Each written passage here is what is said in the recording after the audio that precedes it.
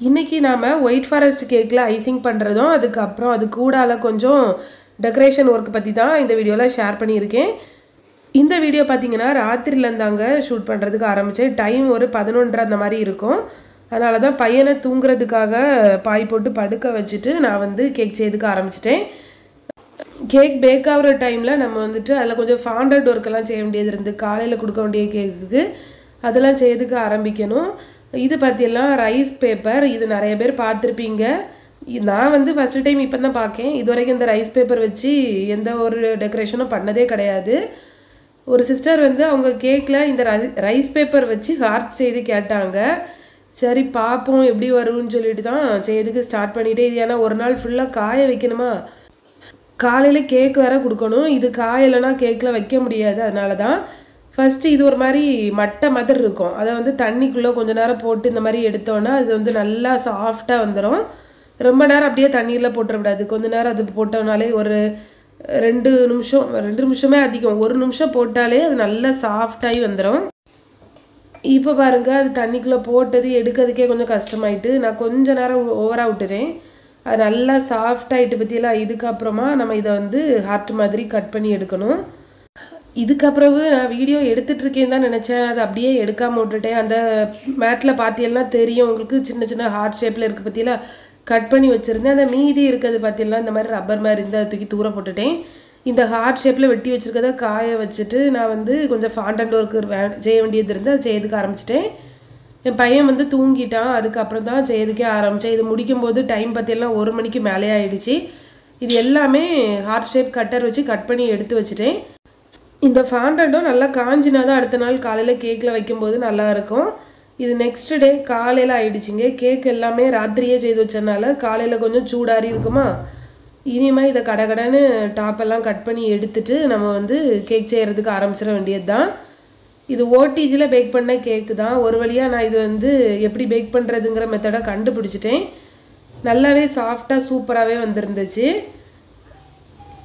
டாப்பில் நம்ம நிறைய போர்ஷன்லாம் கட் பண்ண வேண்டியதே இல்லை, கொஞ்சம் மட்டும் கட் பண்ணால் போதும். நம்ம ஓவனில் செய்கிற கேக்குமே சூப்பராக வரும். ஆனால் வந்து கொஞ்சம் சைட்லலாம் கலர் இன்னும் கொஞ்சம் டார்க்காகி வரும். அது மாதிரி இது வந்து ஓவனில் செய்கிறத விட இந்த கேக்கோட டெக்ஸ்டருமே ரொம்ப நல்லா இருக்குது ஓடிஜியில் செய்கிறது. இவ்வளோ நாள் நான் ஓவனில் தான் செய்துட்டு இருந்தேன். அது நல்லா தான் வந்துட்டு இருந்து. இதோட டிஃப்ரென்ஸை சொல்கிறேன். ஓவன் இருக்குன்னா நீங்கள் அதிலேயே செய்யலாம், நல்லா தான் வரும். ஆனால் கொஞ்சம் நீங்கள் சைடில் மட்டும் கட் பண்ணி எடுக்கிற மாதிரி இருக்கும். இப்போ நம்ம அதை வந்து 3 போர்ஷனாக கட் பண்ணி எடுத்துட்டோமா. இதுதான் ராத்திரி நம்ம செய்து வச்ச அந்த ஃபாண்டன்ட்டில் செய்த ஹார்ட்டு. நல்லா ட்ரை ஆகி சூப்பராக வந்திருக்கு பற்றியெல்லாம். இனிமேல் இதை கேக்கில் வச்சோனாலுமே நல்லா ஹார்டாக சூப்பராக இருக்கும். கண்டிப்பாக இன்னொரு வீடியோவில் நான் ஷேர் பண்ணுறேன். இந்த ஃபாண்டன்ட் வந்து நம்ம எப்படி மிக்ஸ் பண்ணி எடுத்தோன்னா ட்ரை ஆகி சூப்பராக கிடைக்கும்னு. இப்போது நான் வந்து ஒரு குத்துப்பானி ஃபுல்லாக சுகர் சிரப் ரெடி பண்ணி வச்சுருக்கேன். இது எதுக்குன்னு தானே, இன்றைக்கி 2 ஒயிட் ஃபாரஸ்ட் கேக் இருக்குது. இன்னொன்று வந்து 2 kg ஒயிட் ஃபாரஸ்ட் கேக்கு. அதுக்கு கொஞ்சம் நிறைய தேவைப்படுமா. அதனால தான் கொஞ்சம் முன்னெச்சரிக்கையாகவே நிறைய ரெடி பண்ணி எடுத்து வச்சுட்டேன். இப்போ போர்டில் வந்து கொஞ்சம் க்ரீம் அப்ளை பண்ணி எடுத்தாச்சு. இதுக்கு மேலே நம்ம ஃபஸ்ட் லேயர் கேக் வச்சிட வேண்டியது தான். இதுவும் ஒரு ஹார்ட் ஷேப் கேக்கு தான். அதனால தான் அந்த போர்டில் கொஞ்சம் தள்ளி வரைக்கும் வச்சுருக்கேன். நம்ம கட் பண்ணி எடுத்து ஃப்ரெண்டில் ஃபிக்ஸ் பண்ணும்போது அப்போ தான் இடம் இருக்கும்.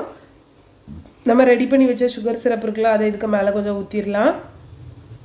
இந்த சுகர் சிரப் கூடால செரி க்ரஷும் சேர்த்து மிக்ஸ் பண்ணி வச்சுருக்கேன். 2ஐயும் சேர்த்து ஊற்றிட்டு இதுக்கு மேலே நம்ம இனிமேல் க்ரீம் போட ஆரம்பிச்சிடலாம். நான் வந்து இப்போது ஃபியோனா க்ரீம் தான் யூஸ் பண்ணிகிட்ருக்கேன். ஃபியோனா இது எதுக்காக இது யூஸ் பண்ணுறேன்னா, அந்த க்ரீமை விட கொஞ்சம் கலர் வந்து நல்லா ஒயிட்டாக பார்க்கறதுக்கு கொஞ்சம் ப்ரைட்டாக இருந்த மாதிரி இருந்து. ஆனால் இது வந்து இந்த க்ரீம் வந்து பார்த்தீங்கன்னா கொஞ்சம் சீக்கிரம் மெல்ட் ஆகிற மாதிரி எனக்கு ஃபீல் ஆச்சு. ஏன்னா வாங்கியிருக்க க்ரீமை தீர்த்துட்டு பழையபடி ட்ராப்பலேட்டே வாங்கணும். இதுக்கு மேலே வந்துட்டு செரி க்ரஷ் இருக்குல்ல, அது கொஞ்சம் ஊற்றிக்கலாம். ஊற்றிட்டு அதையும் நல்லா ஸ்ப்ரெட் பண்ணி விட்டுறணும். நிறைய பேர் கேட்குறீங்க க்ரீம் வந்து உடனே மெல்ட் ஆகுதுக்கான்னு கேட்குறீங்க. எனக்கும் இப்படி 2 நாளாக இப்போ அப்படி தான் ஆகிட்டுருக்கு. அது நம்ம ஒன்றும் பண்ண முடியாது. நல்லா ஸ்டிஃபாக பீட் பண்ணி எடுத்துகிட்டு கொஞ்சம் நேரம் ஃப்ரிட்ஜில் வச்சு செட்டாக வச்சுட்டு அப்புறம் யூஸ் பண்ணுங்கள். இந்த ஃபியோனா க்ரீம் வந்து அப்படி தான் எனக்கு மெல்ட் ஆகி போயிட்டே இருக்குது. ட்ராப்பலைட் அப்படி இல்லை, கொஞ்சம் ஸ்டிஃபாக இருக்கும். இதுக்கு மேலேயே நான் வந்துட்டு கொஞ்சம் ஒயிட் சாக்லேட்டை இந்த மாதிரி துருவி போட்டுடலாம். இந்த சாக்லேட் மட்டும் கையில் ஒட்டிட்டுனா எரிச்சலாக வருங்க. ஏன்னா நம்ம இப்படியே கண்டினியூஸாக செஞ்சுட்டு இருக்கும்போது கையை கழுவிட்டு திருப்பி செய்ய மாதிரி இருக்கும். அதனால தான் அந்த சாக்லேட் கவரில் வச்சே துருவிட்டு இருக்கேன். இல்லைனா திருப்பி ஒருக்கா கையில் இது கை பட்ட உடனே மெல்ட்டாக ஆரம்பிச்சிடும். நம்ம அதுக்கப்புறம் திருப்பி நல்லா கையை கழுவிட்டு அடுத்து தான் செய்யறதுக்கு ஆரம்பிக்கணும். அதனால தான் இந்த மாதிரி கவரை வச்சே பிடிச்சிக்கிட்டு செய்தோம்னா ஈஸியாக இருக்கும் பற்றியெல்லாம். அதனால தான் கொஞ்சம் சாக்லேட்லாம் துருவி போட்ட பிறகு மறுபடியும் நம்ம மேலே நெக்ஸ்ட் லேயர் வச்சிடலாம். நீங்கள் பொதுவாக கேக் செய்யறதுக்கு முன்னே சாக்லேட்டை கொஞ்சம் நேரம் ஃப்ரிட்ஜில் வச்சுட்டு எடுத்து அதுக்கப்புறமா செய்யுங்க. அப்போ தான் கையில் ரொம்ப மெல்ட் ஆகி ஒட்டாமல் இருக்கும். இப்போ கேக்குக்கு க்ரம் கோட்டிங்கும் முடிச்சாச்சு. இதை ஃப்ரிட்ஜில் வச்சு எடுத்து அதுக்கப்புறம் ஹார்ட் ஷேப் பண்ணிட வேண்டியதான். இதுக்கு முந்தின வீடியோலையே நான் வந்து ஹார்ட் ஷேப்பில் எப்படி பண்ணுறதுன்னு சொல்லி ஷேர் பண்ணிவிட்டேன். அதனால தான் இந்த வீடியோவில் ஷேர் பண்ணலை. கேக்கோட ஃபைனல் லுக் இப்படி தாங்க இருந்துச்சு. இந்த வீடியோ கண்டிப்பாக உங்களுக்கு ஏதாவது ஒரு வகையில் யூஸ்ஃபுல்லாக இருந்திருக்கும்னு நினைக்கிறேன். வீடியோ பிடிச்சிருந்தா நம்மளோட சேனலுக்கு சப்ஸ்கிரைப் பண்ணிக்கோங்க. மறக்காமல் உங்களோட ஃப்ரெண்ட்ஸ் அண்ட் ஃபேமிலிக்கு ஷேர் பண்ணுங்கள். பாய்.